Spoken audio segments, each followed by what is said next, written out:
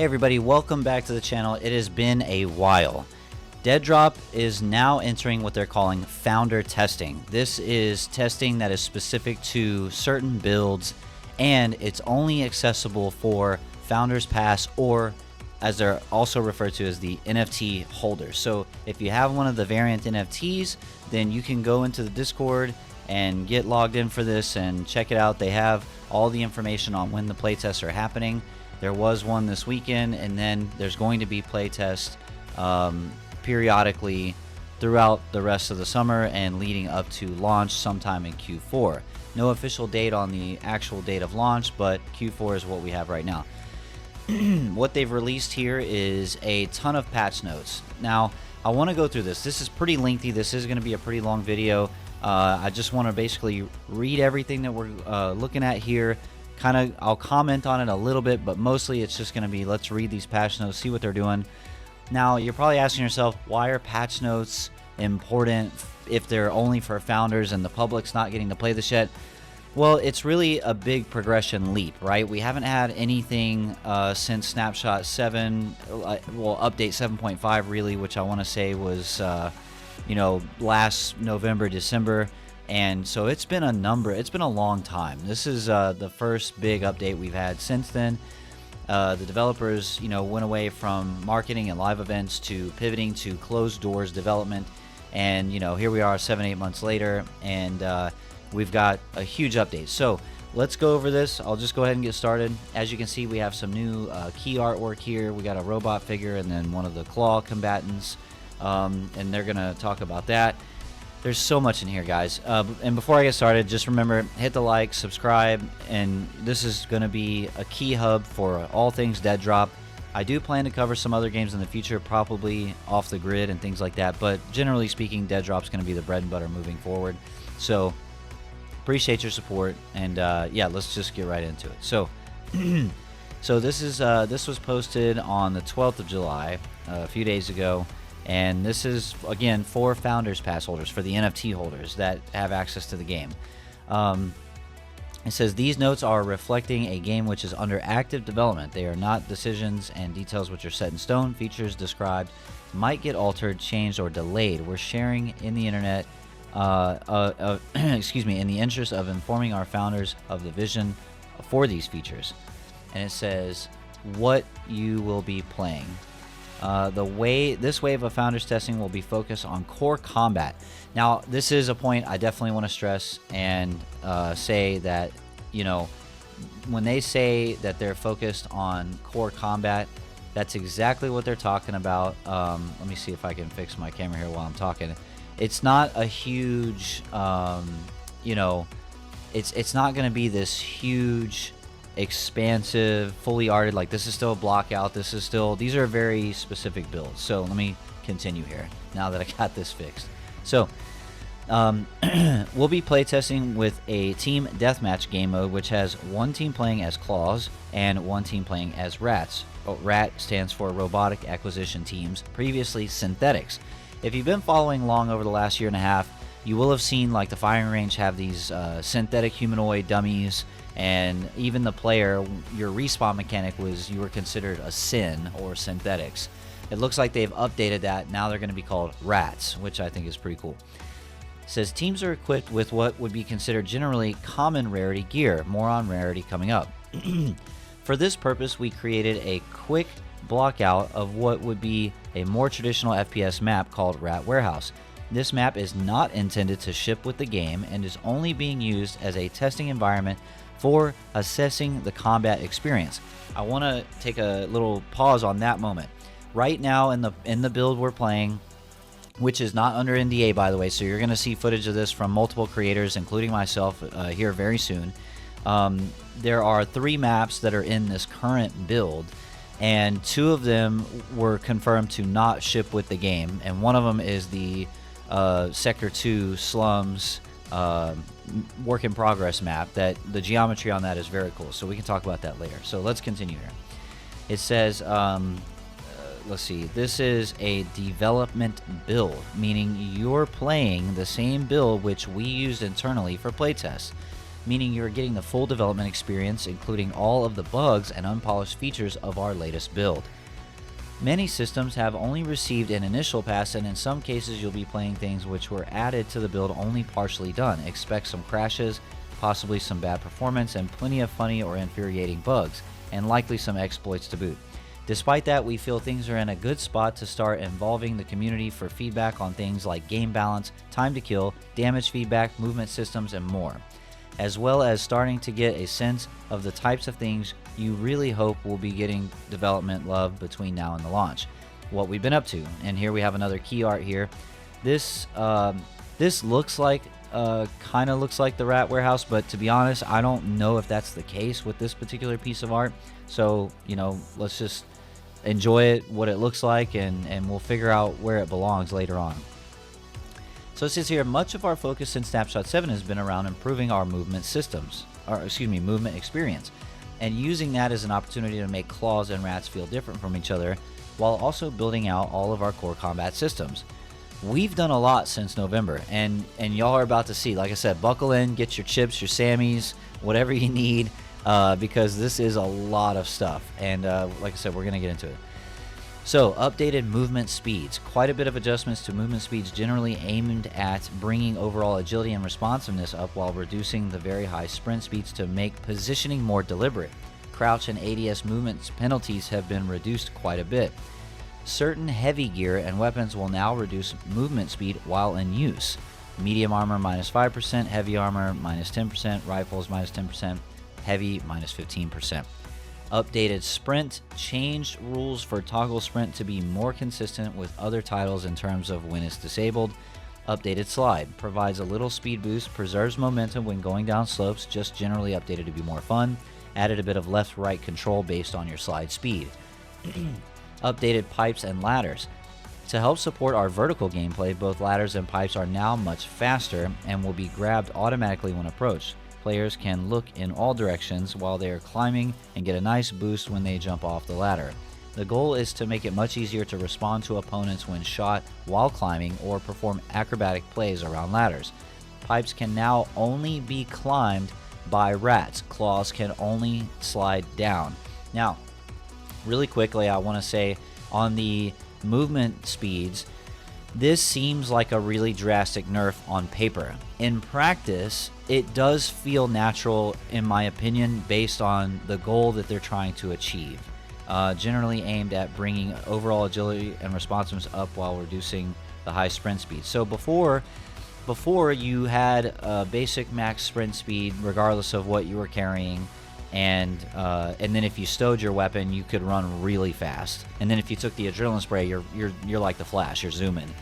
You know, this in practice feels more natural. It feels more on par with other AAA titles that I've played.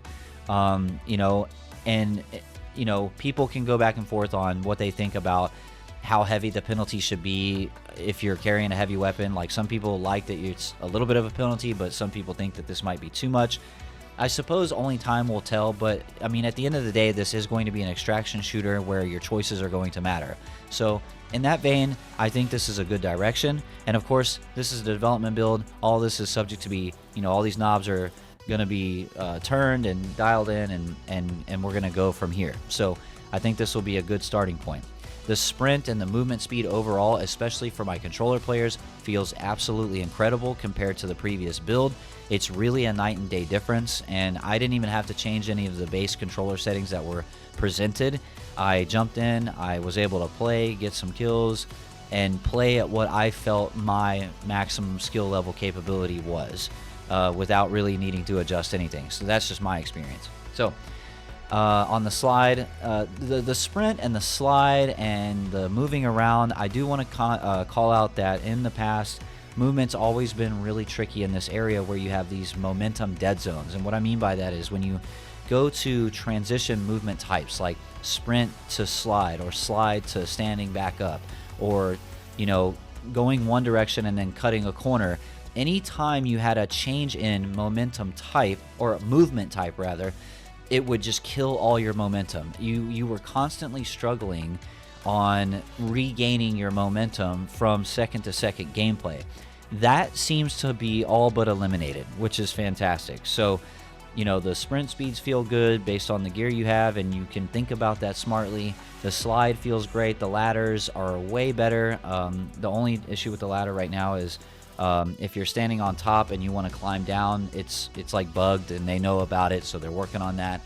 And then I can confirm that the pipes and ladders changes that they made feel really good. I was able to, you know, as a rat, jump on the pipe, jump off, and, you know, get to where I was trying to go with really not a lot of issue, and it was fast. And I didn't have to worry about my momentum dying. So I could climb a pipe, jump off, get on a ledge, keep going, and my momentum stayed fluid.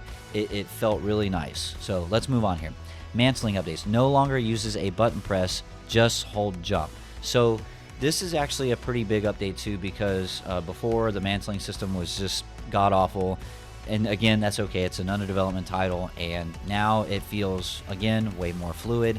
And I'm curious to see as I play more matches and as this evolves, you know, if it gets better. I think it could get a little bit better, but I mean, again, night and day difference. So this says lots of movement improvements. Coyote time, brief period after walking off a ledge to still jump. That's kind of a weird thing if you've never heard about it before, but it's exactly as described here. Like, you can, you know, you want to get that last jump in, or try to time your jump as close to the edge as possible to, you know, maximize your distance and where you're trying to land. And in a lot of games, your timing window is almost like a parry window in a Souls game. It's very precise, right? Well, this gives you like the most ultimate window to pull this off. It's almost a little silly, in my opinion, in the playtest. Like, I literally felt like I was already in the air and could, you know, still jump. And so the coyote time, the way it is in the game now, I think it's a good baseline. I'm expecting that to be iterated on. Angle deflection. Less getting caught on corners and losing momentum. I already spoke about this. This is was a huge problem that I saw in the last builds of the game. Turning corners or anything just really seemed to just zero out all momentum, and they've largely fixed all that. So it says they added wall climbing, added vaulting, added handholds prototype, and removed ledge hang shimmy.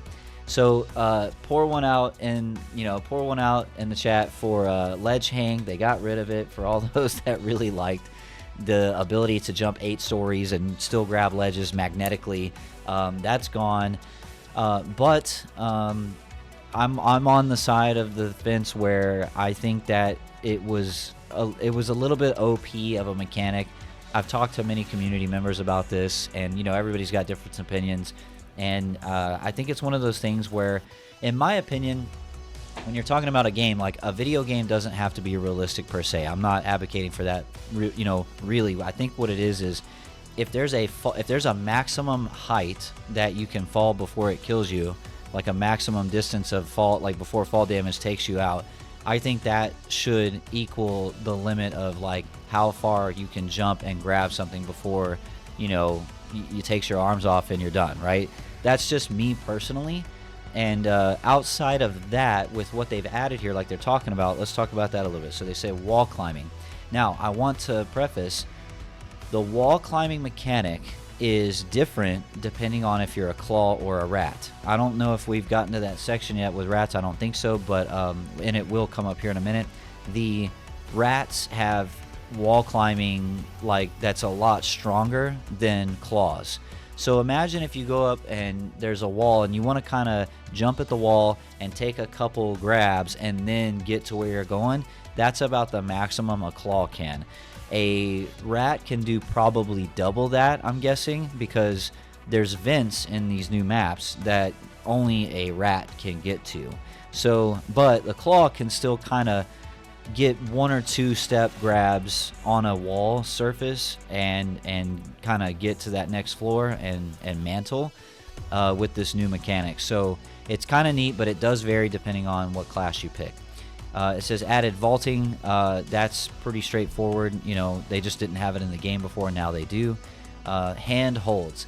So the way this was described in the Q&A from the other day was like instead of a ledge hang, like I guess you can grab hold of a teammate's hand or something. I didn't catch a lot of info on it, so if you know anything about this, if you're in the community and you heard more information about this, feel free to let me know in the comment section. This is, again, a prototype feature that they've listed here, and I'm really curious to see more gameplay around that. It sounds very interesting. So like I said, let me know in the comments what you know about that, if anything, and what you think about the patch notes so far. And always remember to leave a like on the video. It really helps me out. So let's go on and continue. Like I said, this is a long one, folks, so if you haven't already, hit pause if you need to, grab a sandwich, whatever your favorite snacks are. Like I said, we're going to go through this. So continuing on. It says remove ledge hang. We talked about that. It says plus lots of small improvements. You talked about coyote time, angle deflection. Camera smoothing when going over small bumps will be less jerky. That's always good. The camera following the player, you don't want that getting hung up on geometry and screwing up your field of vision while you're moving throughout the geometry, right? That's good. Camera improvements are always welcome. Improved responsiveness to strafing inputs. Also really great. Anytime you're in an engagement, you don't want your strafing and inputs to be like ghost inputs or lag or anything like that. So that's nice. Here's a big one. Zipline grab radius is now more generous. Again, can confirm. I tested this out on the slums or the Sector 2 map. Before, when you jump off a ledge to grab a zip line or anything like that, again, I use that parry window timing like in Souls-like games. It seemed to be extremely small to grab a zip line, and I can't tell you how many clips are out there of people jumping from one place to another and just missing grabbing the zip line, and they fall to their death. So this is very nice. It's very generous. Again, I think it's something that will be tweaked as time goes on. It does feel a little strong, I guess I would say, but I don't feel like it's egregiously overtuned. So we'll see how that goes with more gameplay. It says fix several instances where speed was very briefly reduced upon landing after jumping. Again, momentum transfer, momentum kill. They kind of fixed that, or pretty much did fix it. Camera height adjustment when moving while crouch is much less drastic. ADS now greatly reduces footstep audio. Crouch nearly silences them entirely. This is a run-of-the-mill feature that you would expect to see, especially with an extraction game. Footstep audio is always going to be really important for what you're trying to do tactically, so this is pretty on par with what you would expect. And again, we have some really cool black and white artwork, some concept stuff. I always love the artwork from these guys at Midnight Society. They're fantastic at what they do. So, new weapon systems. Weapon rarity has been added. Standard weapons come in common, uncommon, rare, and epic. Legendary weapons are only ever legendary. There's a significant jump in weapon lethality and control as rarity increases. Now, we did ask more questions about weapon rarity and legendary stuff at the Q&A that happened, but I don't remember hearing too much more context on this. I think this is something that will be elaborated on later. But if you've been following me, I've been talking about weapon rarity for a while. I've at least talked about it in a few videos. An extraction shooter to me makes no sense if you have no loot to extract with. And if you want the loot that you're extracting with to be interesting, you have to have that be very diverse. And weapon rarities is a really great answer to that. So I'm really excited to hear that they have weapon rarities, and I'm excited to see more context on that. So this says weapons will come in different variations in accordance to maker brands. So it says, for example, Warforged weapons will inherit the ability to be customized with attachments, but must now be done between matches, while VCS inherits mod chips, which will be expanded on in the future. V12 weapons have armor-destroying melee modes, which can be toggled with the firing mode button. So there's a couple of things that we need to unpack from that paragraph. So number one, weapon manufacturers are being referred to as maker brands. So makers are your weapon manufacturers, your different factions of weapon vendors. Okay, so Deadrop has its own unique terminology with a lot of this stuff, but that's just to clarify that. Warforge, VCS, V12 are some of these maker brands in the existence. Now, they also in this paragraph talk about firing modes. Different weapons can have secondary firing modes. This is awesome. I love to hear about this. This is a really cool feature I kind of personally didn't remember hearing about. I don't know if they've talked about this previously. Maybe they hinted at it. I'm not sure, but this takes me way back, all the way back to like Perfect Dark days on N64, where most all of the weapons had a secondary firing mode, and it just really spiced up the gameplay a lot. So there's already some footage out there from some of our other community members showing off some of these. I know Mayor Reynolds has some gameplay out showing one of the ARs has a bayonet on it, and then I think one of the shotguns, you flip it upside down and it has a blade on it, and you can just chop people up because it turns it into like an axe. So not only is that showing secondary modes on weapons, but it's also showing that they're really starting to lean into melee weapons, which is also another thing we've been really excited about. So the next bullet point here says full rebalance of weapon tuning and TTK, or time to kill. This is, of course, again, something you would expect to see on any kind of development update. Any kind of dial adjustments to TTK is always welcome.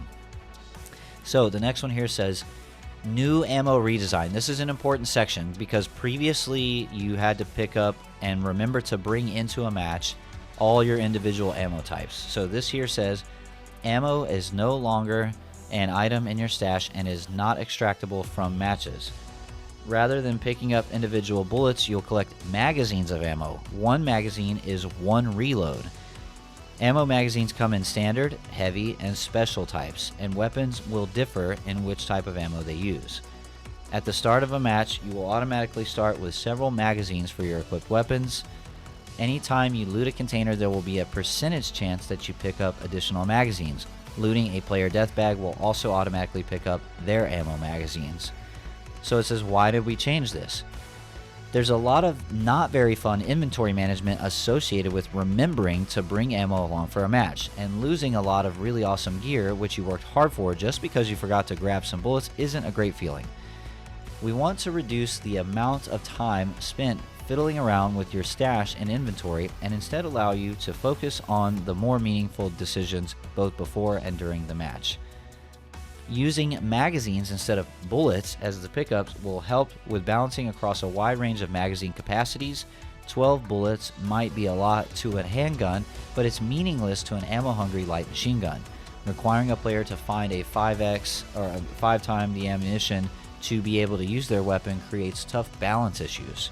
So I fully support this change. The last thing I like to do is play Backpack Simulator, and I know it's going to be different for a lot of people, especially the Tarkov players that's kind of a big fundamental piece of the experience. And while I'm not personally knocking that, I think for me, I like the idea of simplicity and speed. So if I can get in and out of my inventory faster and more efficiently, that's what I'm looking for personally. So I feel like this is a great step towards that. Again, a lot of this is the more we play, the more we get to feel it out, the more we're gonna be able to get a better gauge on how it really feels in the end. And the great thing is these are development build changes, so these are things we're gonna get to talk about and give feedback about before the launch of the game too. So kudos to that change there. New weapon sway. It's very minor, don't worry, this helps weapons feel more natural. So this is one of those small changes. It's like a quality of life change, right? When you play a modern day AAA shooter, there's just a lot of factors that play into how it feels from moment to moment.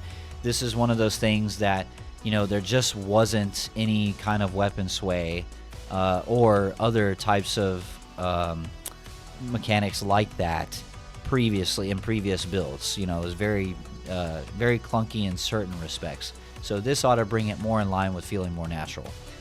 New damage formula, armor plating, and helmet headshot mitigation update. Okay, if you've been tuning in so far, here, I'm going to give you a little audio breakpoint, because I am going to talk a little bit about this. This is a big section. A lot of people are, anytime we're talking about how damage is dealt to the player and mitigated through armor, systems, this is very important for a lot of people, especially the competitive folks. So if you, again, need a break or need to grab a drink or anything, go ahead, hit pause, and then we're going to continue in about 2 seconds.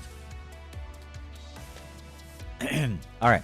New damage formula, armor plating, and helmet headshot mitigation update. Limbs are now 90% damage. Headshot multipliers vary by weapon.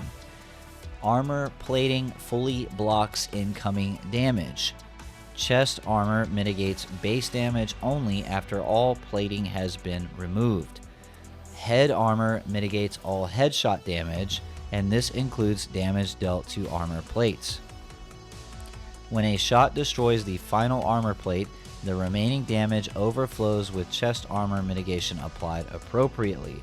So, rather than getting shot in a specific limb, it's going to basically apply the damage evenly, and the negation points are going to be your armor plates and your chest armor and your helmet, respectively, from the way I'm reading this and the way they talked about it. So and part of this playtest is core combat, but it's also this armor plating system. We're experimenting with the very basic version of it right now. There's 4 different types of armor plates, and we're going to go over that here in a second, and it's going to at some point in here it talks about it. So let's go ahead and keep moving on from there.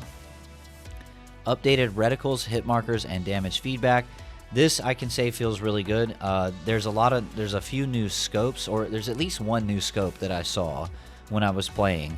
But the reticles looked a lot better. The hit markers, really, I like that. It had this like tactile feedback feel to it. It was very readable. It felt very smooth. I like it so far, what I'm seeing.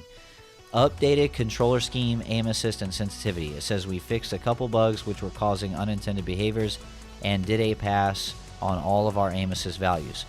So I do not know what or like how high the aim assist is dialed. What I will say is I am a controller player. I've been playing controller on Deadrop pretty much the whole time. I just plug and play Xbox controller. It's a baseline. It's not an elite or anything like that. And this go around for this build, I literally didn't feel like I had to change anything on the settings. Now, where it pertains to aim assist, I know this is a big thing that people look at, and it's going to be very important because when you look at games like Call of Duty, their aim assist is literally, if the dial goes up to 12, they broke past and went to 20. Like, it's crazy. It has mad magnetism.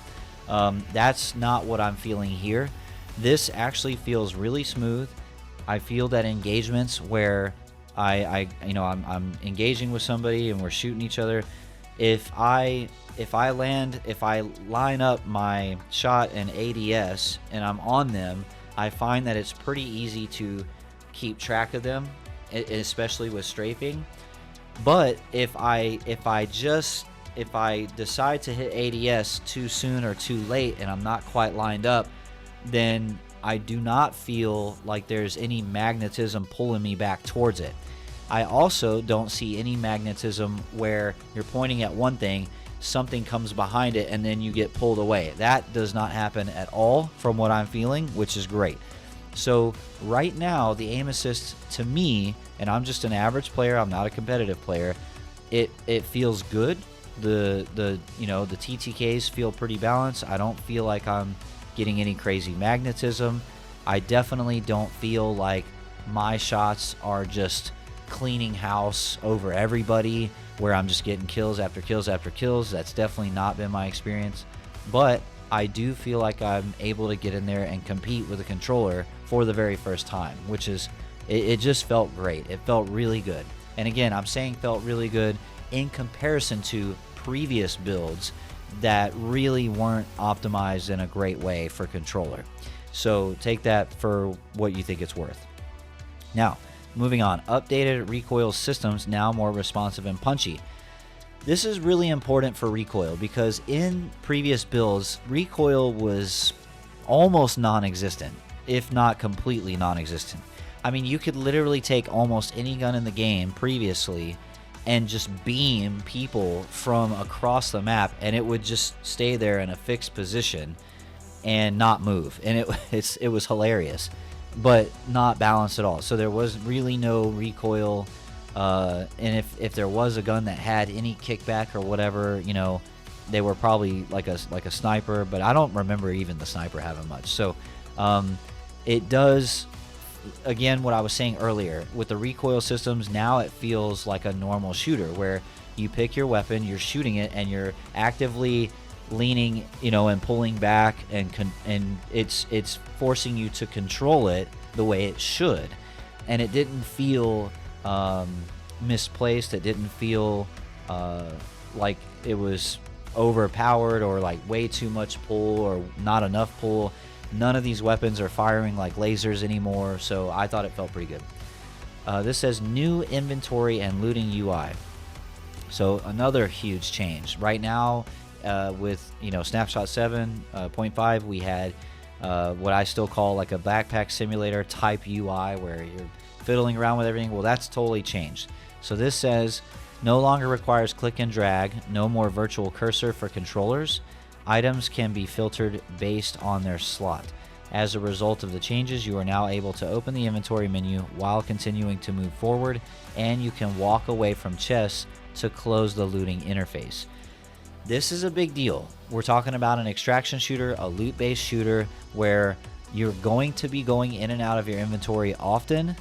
And again, the last thing you want to do tactically is being stuck in your UI, trying to figure out what bullets go where. Did I have enough space? Did I equip the right backpack? The UI on this is very simplified now, and I may have to edit in a picture of it if I can. If I can, great. If I can't, you'll definitely see it in future videos, so make no mistake there. But it is a lot better.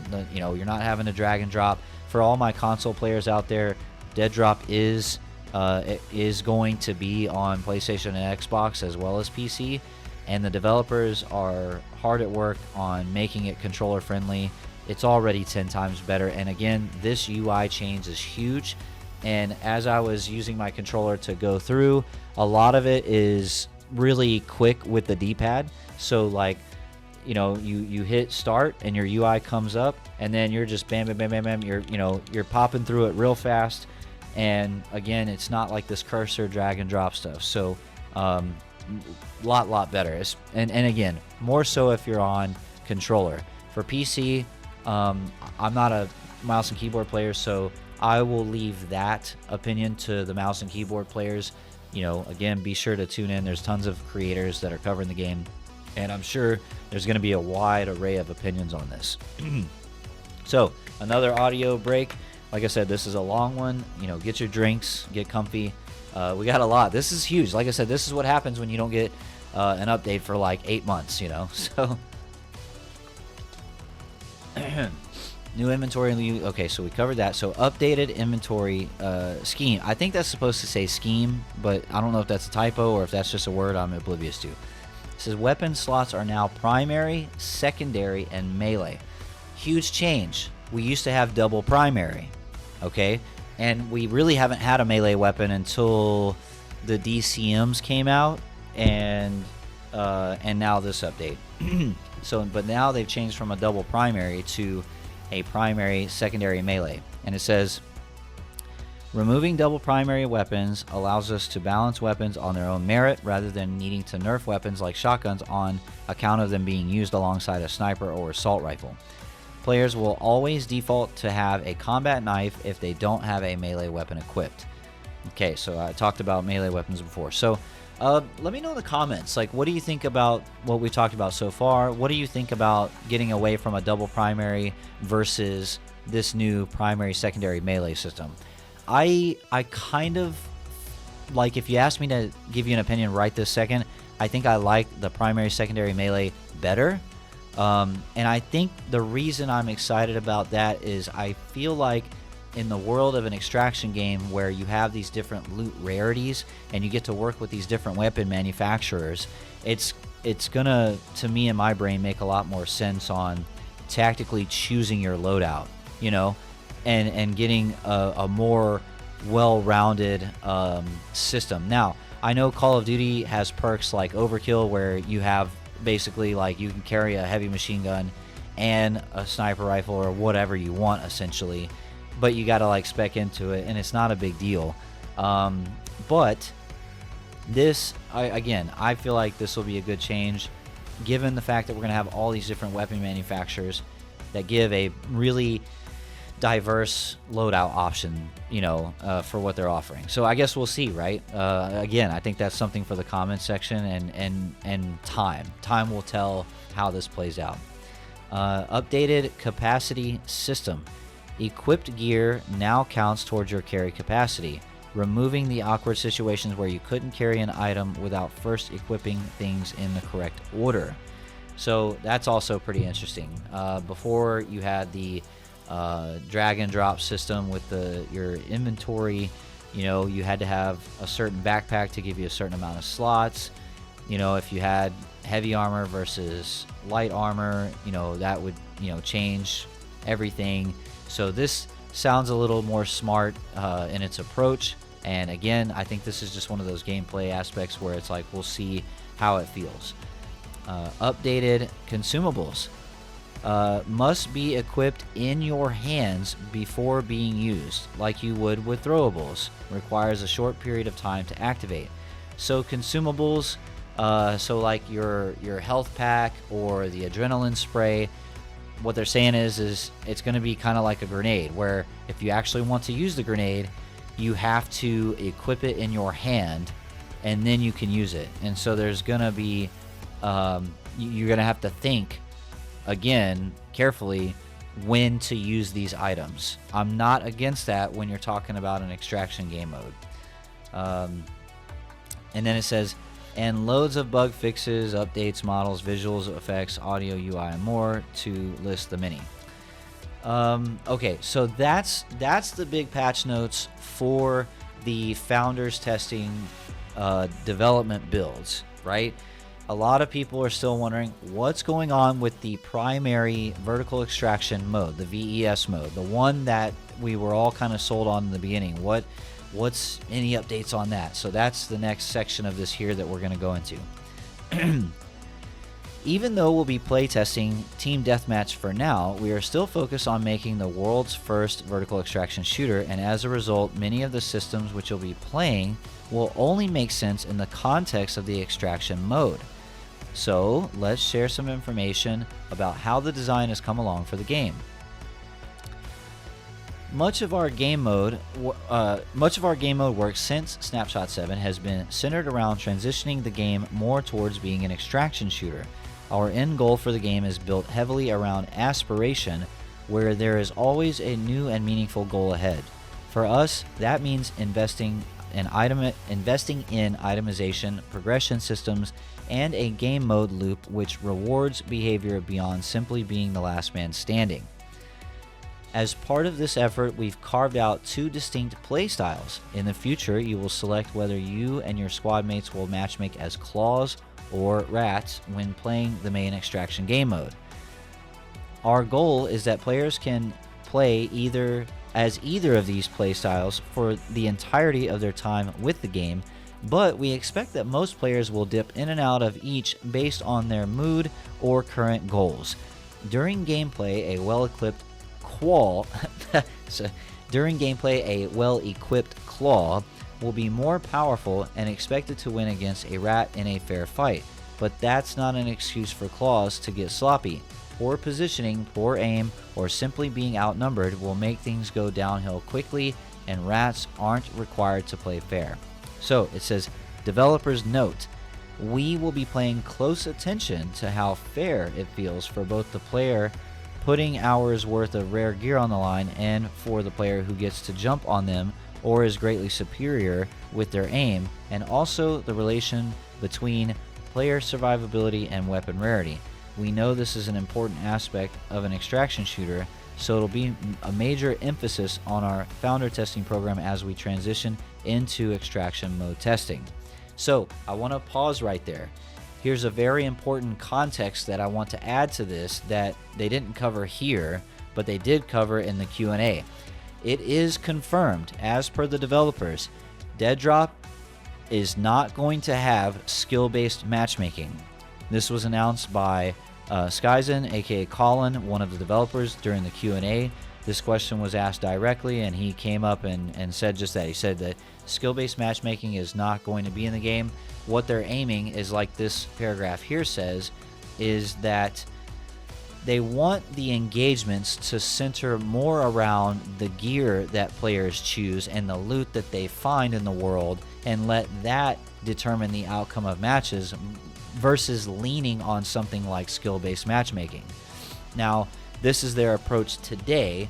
We don't know if that will change in the future, but as of right now, that's what it's going to be. And I gotta say, me for one, I am excited about not having skill-based matchmaking. I think that traditionally in games, it leads to a negative experience for the player, and this being a loot-based game, like they're saying here, again, I think it does make more sense to let the games play out naturally with the loot that's in the game, because you have a lot of different variables. You could have a very high skill player that's very good at first-person shooters come in, and maybe he doesn't get lucky with his loot, or he lost his loot, and on his new life he's trying to find some, trying to gear up again, and then he comes up against somebody who's all decked out and really good stuff, like someone like me who's an average player, and I get the upper hand because I'm better equipped. And the inverse of that could also be true. But you're going to have all these different variables. You're going to have, is the player a rat or a claw? That's going to determine some baseline stats on what they're capable of. And then it's going to be the loot. It's going to be, does this person have a legendary rifle with 5 attachments, versus someone that's got just a semi-auto pistol or a melee weapon perhaps. I like the approach that it's going to be left to the game's mechanics versus a forced skill-based matchmaking system. I very much enjoy the thought of that. So let me know in the comments what you think about the whole skill-based matchmaking thing. Should Deadrop have it? Should they not have it? Is this a W? Are they making the right decision here? Definitely let me know what you think. So this here, we got some concept art of, it says claws. This is a early model for the female model, Pixel, as she's named in the game. You have 2 models. You have the male-female model, and then you have the rats, which used to be Sins. Well, now they're called rats, and they're a different-looking robotic figure. So, again, love the concept arts. So it says claws are the gear-dependent counterpart to the rats. They offer a variety of gameplay styles based on what the gear the player has, and will generally be high firepower war machines methodically moving through the environment. They're capable of bringing a tool for any situation, but will find themselves slowly running out of resources as the match extends longer. With the risk of losing all those valuable tools and weapons if they fail to extract, claws are a celebration of the high-intensity atmosphere of the extraction shooter genre. The most successful are celebrated and are able to claim riches which are only obtainable when fully committing and being willing to put their best gear on the line and play for the win. Claws operate differently than rats, providing their own advantages and weaknesses in the environment. Unlike rats, claws can augment and emphasize most of their traits with the appropriate gear. Low mobility, slower and less agile than rats, there are not many types of items which can mitigate this primary weakness. High survivability. While their base health is the same as rats, claws augment their survivability with armor, which can be further socketed with armor plating, which blocks a flat amount of damage per plate before breaking. Diverse gear and gadgets. If there's any advantage which can be gained in the sector, someone has cobbled together the tech to make it. Whether it's gaining access to restricted areas for loot, breaking down walls, or deploying a wide range of tracking and rat deterrent systems, there's a tool for the job. Larger inventory. Claws rely on backpacks and bags, plus superior strength to be able to carry considerably more items than a rat. The largest bags are rare but valuable. Start to finish. Unlike rats, which join matches already in progress, claws will always join a match at the start at the same time as other claw squads. Successful runs are much longer, taking as long as 20 to 25 minutes to claim the dead drop on the largest maps. Attrition gameplay. Armor, gear, and gadgets provide a significant advantage to claws, but over the course of a match they may find themselves slowly running out of the supplies which make them so powerful. They need to hope to find more during a match, either from the environment or the death bags of other players. So, vibe. Powerful, methodical, greedy, intense. This is, I think this is a quote from one of the developers. It says, "I enjoy playing as a claw because I love systematically working my way through the level, using my gear to my advantage to accomplish even the most difficult challenges. The heart-thumping intensity of needing to extract all the awesome gear I found and brought is what I came back for over and over." Claw feature equipment and armor plating. Equipment is fundamental to success as a claw, and armor plating is the primary tool for survival and rare armor plates, and particularly high-value items. Each armor plate blocks a flat amount of damage no matter what on the body the player is hit. Heavier armor can hold more armor plates, creating a significant survivability advantage over lesser geared players and rats, but must be replenished over the course of a lengthy match, which will often involve many encounters. Claw features contracts. Claws can undertake contracts, single attempt quests, which provide additional handicaps, objectives, or even completely new ways to play the game. If you succeed in the contract objectives and manage to extract from the match, you'll be able to turn in the completed contract for a reward. Contract chains provide both variety and challenge to players looking for a reason to put their best gear on the line in the refiner state. Here's a developer note.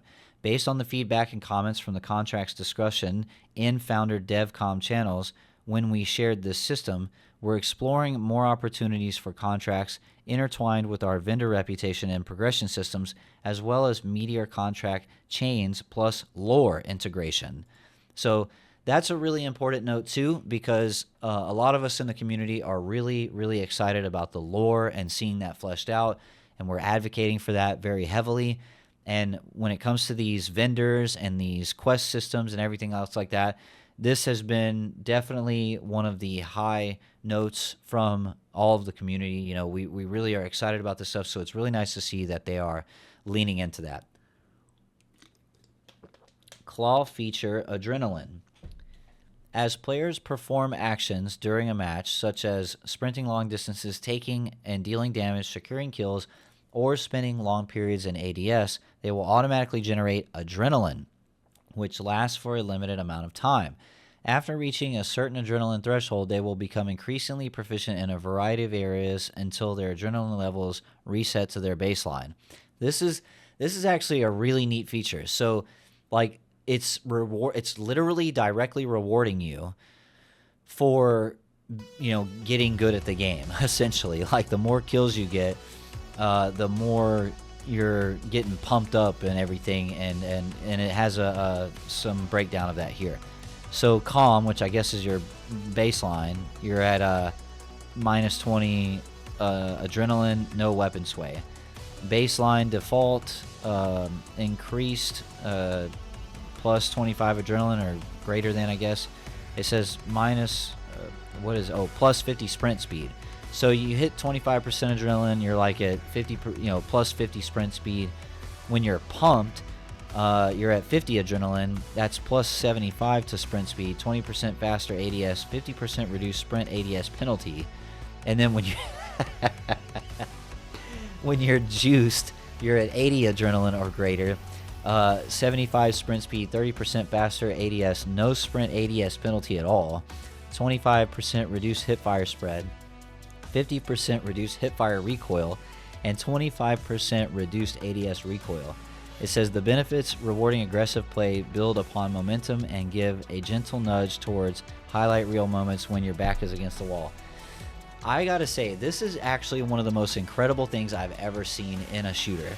Like, I mean, I guess if you think about it, like certain player characters in hero shooters, can like activate buffs that, you know, will boost up certain stats like this. I mean, it's not necessarily a new idea, but in the context of how it's presented here, it kind of is, because what they're doing is they're using these stat buffs rather than like picking up a highlighted orb on a map and boom, you're like plus 50 sprint speed now for 20 seconds or stuff like that.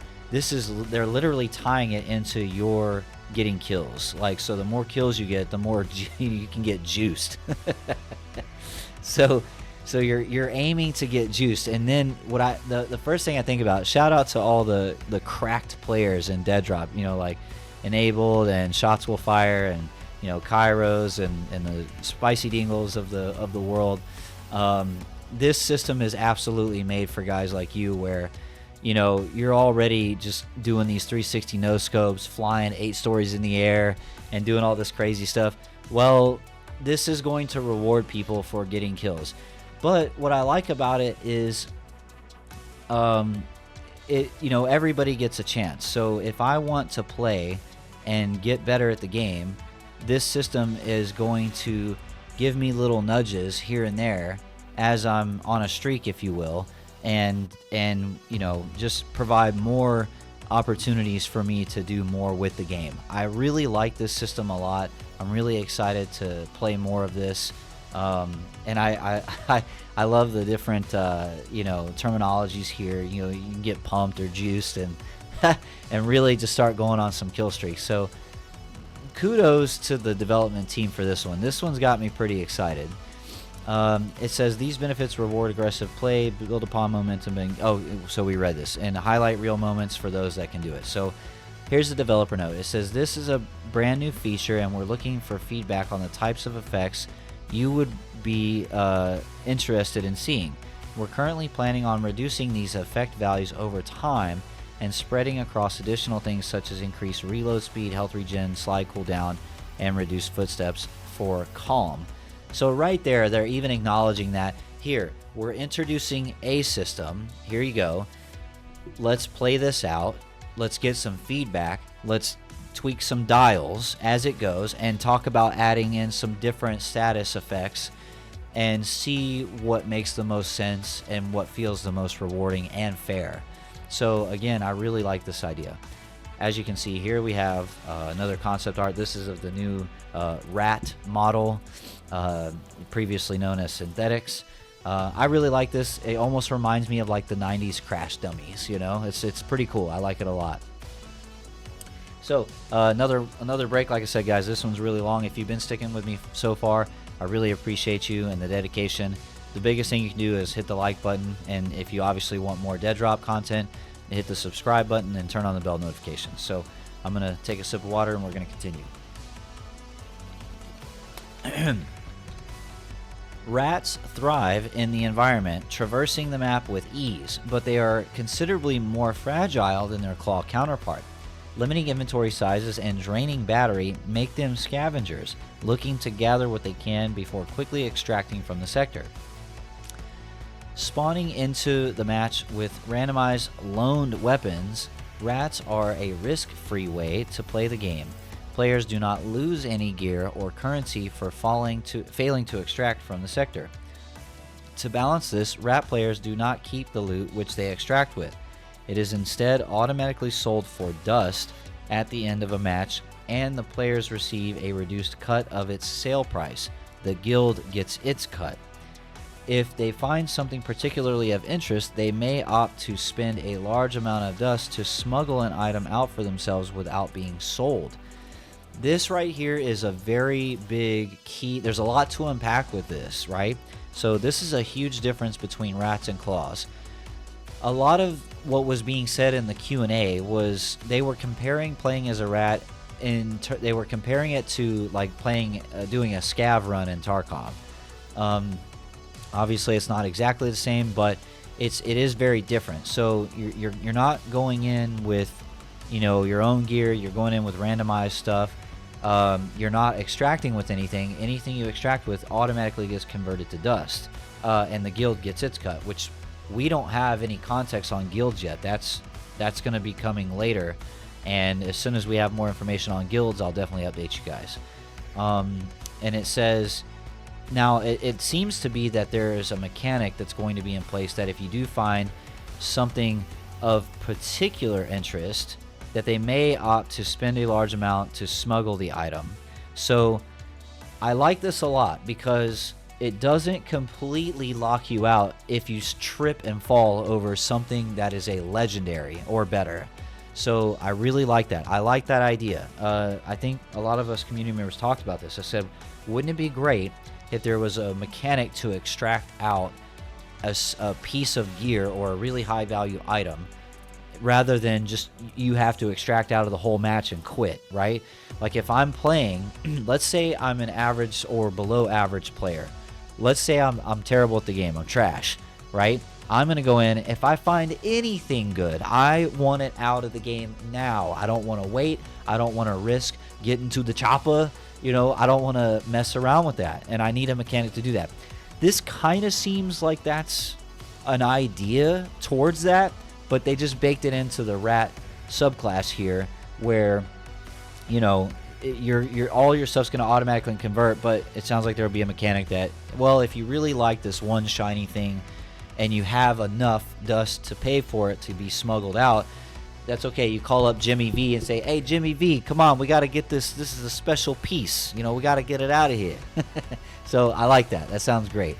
And then it says life as a rat, and we have a concept art. So right here, this is important. The green tubes that he's putting into his arm is the battery they mentioned earlier. And this is actually in the build we're playing now. Now, the build we're playing right now is TDM. It's not the vertical extraction mode, so it's just team deathmatch. So right now, the rats that are in TDM, they do not, their power, their life does not drain like it's normally going to.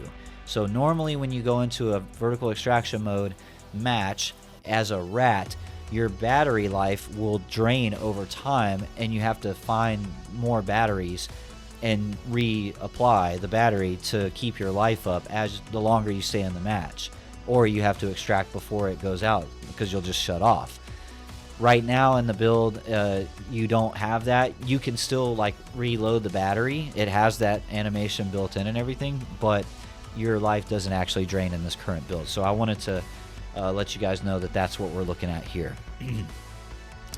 Rats operate differently than a claw, providing their own advantages and weaknesses in the environment. So it says high mobility, access areas which only rats can reach, leveraging a range of traversal capabilities based on their rat loadout.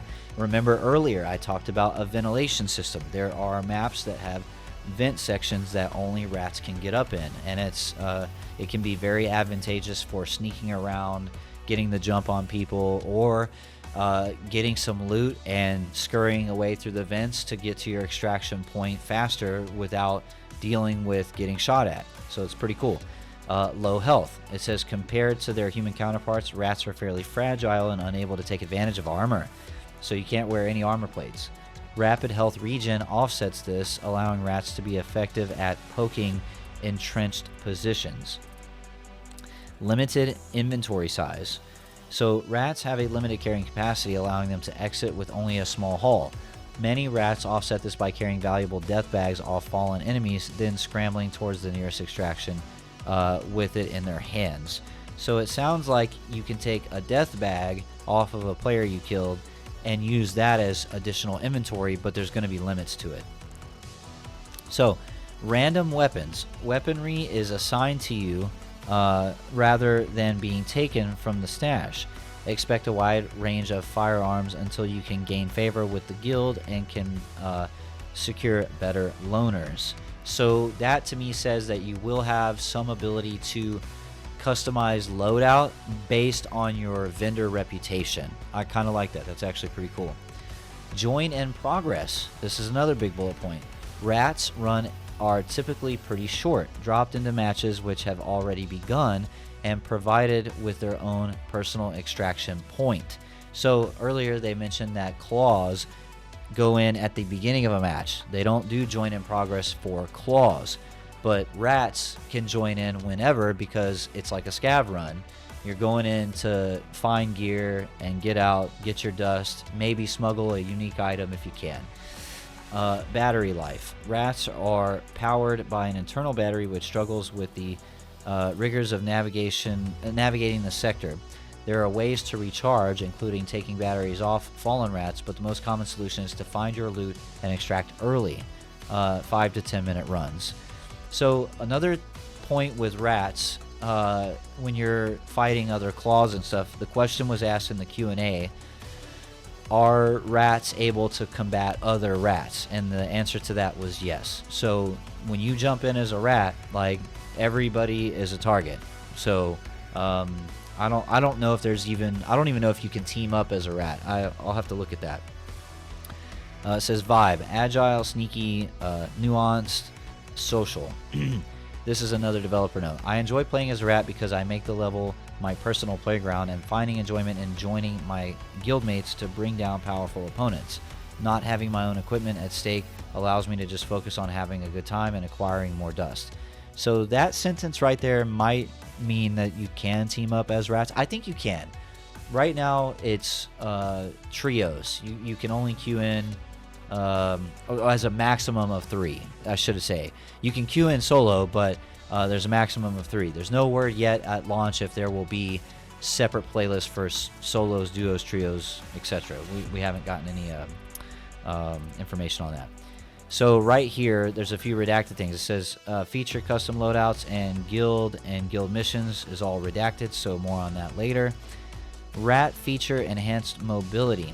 Rats are inherently more mobile, featuring fast base movement and sprint speeds, as well as enhanced slides. Custom loadouts can alter these further, providing unique ways to traverse the level. Wall climbing and the ability to climb vertical pipes provides access to rat-only areas of the sector, creating new pathways and ambush spots to lay in wait and harass the less mobile claws. That was a lot, yeah. So remember what I was saying earlier, climbing through vents and things like that, and it's really kind of an interesting approach from Midnight Society to create a class and call it a rat and give it the ability to play ratty, which is not a really popular way to play amongst first-person shooter players, right? We all hate dealing with rats and campers. While I do expect us to be dealing with rats in this game a lot, I feel like the way they're approaching it makes a lot of sense. Now, balancing, again, this is a development build, and when the game comes out, we'll have to play it and get feedback on it and see how that balance feels. But based on what they're doing now, it does seem like they're trying to make it balanced, but also make it fun for the people playing as a rat. They're giving you a different set of mobility options, map traversal options, but they're also making sure that it's not just going to be this walk in the park. You can get taken out very easily. So I do like that a lot. And then we have another artwork here. This concept art is of one of the 3 maps that are in the current build right now for Founders. It's called Sector 2, and this is an art depiction of a section of that map so that I've seen, and we've played it. You're going to see footage of it on the channel. Seeing that geometry with this art looks incredible. I can't wait until we're playing Deadrop with full art and everything else in Q4. It's going to be very exciting. So here's a summarization. It says, in short, you can either drop in as a rat and experience no-stakes gameplay where you can slowly build up a dust balance, or you can enter as a claw, fully decked out in your gear, and compete for much larger rewards if you manage to extract or claim the Deadrop, which has also been reworked. We're designing with the goal that players may decide to only play as one or the other, and should always have a goal ahead of them. But the expected experience for most players is that they play as a rat for a while, buy some nice stuff from vendors, then set out for a series of higher stakes attempts as a claw. The game mode design will essentially use rats as opposition for claws as the match progresses and you climb higher in the level. More and more rat players will be flowing into your match through join in progress. This helps to ensure that survival remains a heart-pumping experience even as the server is thinning out due to claws being eliminated.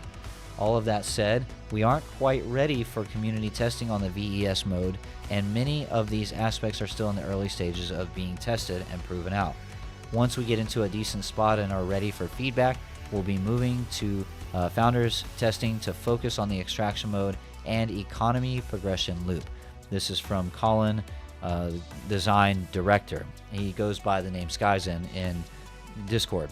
So on this last sentence, before we wrap this up, one thing I wanted to point out. So they said, we aren't quite ready for community testing on VES mode, and many of the aspects are still in the early stages of being tested. Some might read that and say, if the game is set to launch in Q4 and they're still only in the early testing phases for VES mode, you know, naturally people are asking, is the game going to be delayed? We asked this question directly to Colin, the design director, and it was confirmed that no, they are still on track for a Q4 release. We don't have a set date for what that is yet. If you ask me my personal opinion, I'm guessing November, but I don't know that. There is no official date. It's just Q4. That's all we know. And they did confirm that the game is not being delayed. That's the official word from the developers at this time, which great. That's great. We are looking forward to playing Deadrop in all of its arted glory in the winter here coming up. And also another note, the idea is that they're shooting to have 3 completed sectors with full art and fully functioning vertical extraction, plus probably some DCM modes. And then I think the only other thing gameplay wise, I did specifically ask about 2 things. I asked about, will the driving experience have any updates when they launch the game in Q4, and the answer was no. So at this time, they haven't put any development effort into the driving experience portion. While I'm bummed out about that personally, I'm not too much worried about it, because the driving portion is not a core feature, it's a secondary feature. And I think down the road we can, I wouldn't be surprised if they flesh it out a little bit more, but I'm not upset that they're using all their resources to focus on just getting the game to launch in Q4, and the driving mode stuff can come later. That makes total sense to me, so I'm not mad about that. The other big thing is, I did ask about Web3. I asked the question, is there any news on the Web3 integration, the NFTs? Are there going to be, is there a crypto coin that's going to be associated with the game? The answer was, we have nothing to report at this time. So again, right from the developers, whatever they're planning or not planning, they're not ready to talk about that side of it yet. So I tried my best, guys, and but we don't have any information on that stuff yet. But I'll keep trying to find out what I can. Of course, I'll let everybody know. That was a lot. That was a lot of stuff. That was a long video. That took a long time to go through. Kudos to you if you stuck through the whole thing. I really appreciate it. It means a lot. There's just a ton to unpack there. We're talking about claws and rats and different classes, weapon changes, armor system, UI changes, fundamental design change. There's just so much, and this is all right now for this development build. But remember, even though it's a development build, a lot of this stuff will carry on to the main game. That's the idea. A lot of knobs will be tweaked, a lot of sliders will be moved back and forth, and even after the game launches, they'll still be iterating and adding to. And our job as Founders Pass holders is to play the game, give the feedback, and make it the best product it possibly can be. I'm just as, if not even more, excited about Deadrop now than I was previously. I mean, playing this build has been a breath of fresh air. Over these last 8 months, we've had the same build, and it's bare bones, and so it's nice to feel these changes in real time. These developers have been cooking, and I'm not kidding when I say it. If you don't want to take my word for it, that's fine. If you have one of the NFTs, get in the Discord, figure out how to download the build and play the build.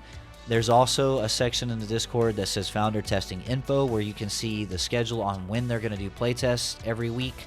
It is on certain days at certain times, so be sure to join the Discord, or at least if you're already in there, go check out that section if you're a founder, and get involved, play the game, and be ready for console at launch. I guess my last note on that is they did confirm that these playable builds are still only on PC, and that has everything to do with the certification process on console. Unfortunately, because of the certification process on console, they can't do any of these builds on console. So console players, I'm praying for you. I'm keeping you in my thoughts. I know it's tough not being able to play yet, but the time is coming, and it is confirmed that it's going to be on consoles, so we're excited for you about that. Again, if you stayed through this whole video, thank you so much. It means a lot. Like I said, the biggest thing you can do is hit the like button, subscribe, hit me up in the comments. There's a lot that I went through. There's a lot of stuff about this game. There's a lot of changes they're making for the better. Which ones do you not like? Which ones do you like? Where do you think they could make the most changes with this stuff? Where do you think, what do you think they could add? You know, I want to hear from you and interact with you guys. And that's it. This was a long one, I know, but I'm assuming that in the future patch notes won't be 8 months worth all in one, so hopefully I won't have to do another video this long. But either way, I'll keep you guys updated. There's going to be more videos, more gameplay footage coming, and I'm going to let you guys go and breathe, touch some grass, whatever you got to do. Thanks for watching. I love you guys. My name's Helmet Fire, and I will see you in the tower. Have a good one.